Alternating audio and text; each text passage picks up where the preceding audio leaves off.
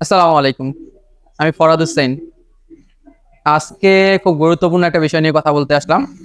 আমরা গত কয়েকদিন আগে যে স্বাধীনতা অর্জন করছি, সেই স্বাধীনতার পরে আমরা যে স্বাধীন কথা বলার সুবিধা পেয়েছি, সেই কথাগুলো আমরা বলতে চাই।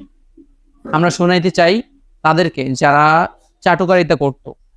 আমরা শোনাইতে চাই তাদেরকে যারা আমাদেরকে নিয়ে খেলা করত।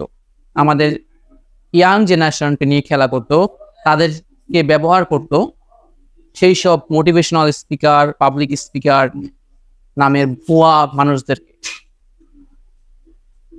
তারা পই করে হিসাব করার কথা বলতো, তারা ভালো মানুষ হওয়ার কথা বলতো। আসলে কি তাই? আপনার এখনো কি মনে হয় যে তারা আপনাদেরকে ভালো কিছু দিছে? ভুল ধারণা, ভুল চিন্তা ভাবনা নিয়ে বাস করতেছেন এখনো। কারণ আপনাদেরকে তারা যতটুকু ভ্যালু দেওয়ার দরকার ছিল তারা দেয়নি।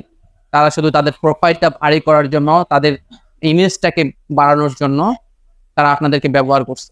আপনাদের সুবিধার জন্য সে কিছু করেনি, তার সুবিধার জন্য সে অনেক কিছু করছে। আমাদের টাকায়, আমাদের ভাই বোনদের টাকায় তারা বড় বড় সম্মেলন করছে, নিয়ে আসছে বড় বড় মন্ত্রী এমপিদের,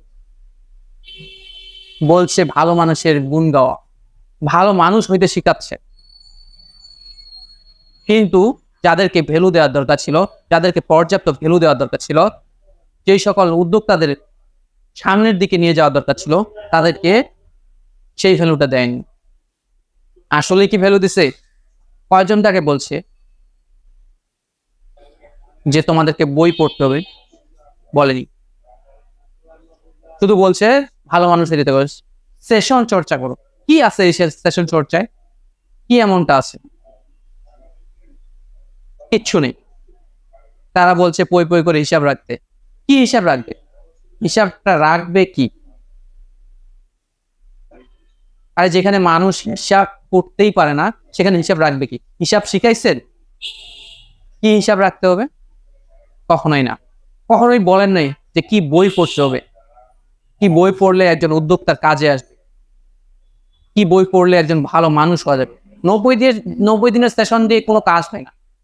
যে যাই বলুক, কোনো কাজ হয় না। ফেসবুকের ওই পোস্ট পড়ে, অনেকেই পড়ে না, কয়েকজন হয়তো পড়ে, সেই সেশন দিয়ে কাজ হয় না। পই করে বলা, সেটা দিয়ে কাজ হয় না।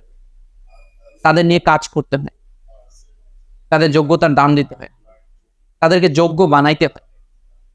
এই যোগ্য বানানোর কাজটা হয়তো বা আমাদের সামনে আমাদের ছাত্ররা করবে।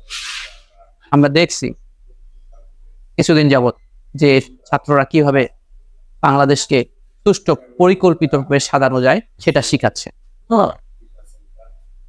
তারা তাদের যোগ্যতার চেয়েও বড় কিছু করে দেখাচ্ছে। আমরা পারতাম না? আমরা পারতাম, করিনি। স্বার্থ লোভে, নিজেদের স্বার্থ লোভে। আমরা কয়জনকে বলছি যে তোমরা মার্কেটিং শেখার জন্য স্টোরি ব্র্যান্ড বইটি পড়ো? বলিনি। আমরা বলছি যে আমাদের সাথে থাকো, সেশন চর্চা করো, প্রতিদিন মিট আপ করো, সময় দাও 1 ঘন্টা 1.5 ঘন্টা। দিন শেষে বললা অযথা সময় নষ্ট করো, নিজের বিজনেস নিজেরই। এর চেয়ে ভালো তোমরা কাউকে কোনো কোর্স সাজেশন করতে। আমরা ভাবতাম যে না, ভালো কিছু হচ্ছে, আপনারা ভালো কিছু করতেছেন, জাতির জন্য, শিক্ষার জন্য করতেছেন। না, করেননি। সুবিধা অসুবিধা সবটাই থাকবে, কথা বলার সুবিধা হয়তো ছিল না, কিন্তু তাই বলে এমনটা নয় যে আমরা কথা বলতে জানতাম না।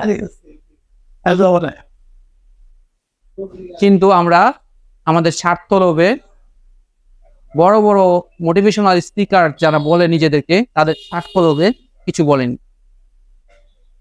আমরা সেই সব স্বার্থলোভী মোটিভেশনাল স্পিকার, মানুষকে সহযোগিতার নামে বড় বড় সহযোগিতা করা, তাদেরকে ঘৃণা করি। আমরা নতুন বাংলাদেশ দেখতে চাই। আমরা যেই বাংলাদেশের জন্য স্বাধীন করছে আমাদের ছাত্র ভাই বোনেরা, যারা রক্ত দিছে, তাদের আশা আকাঙ্ক্ষা আমরা রাখবো। আমরা সুষ্ঠু বাংলাদেশ, শান্তিপূর্ণ বাংলাদেশ গড়ব।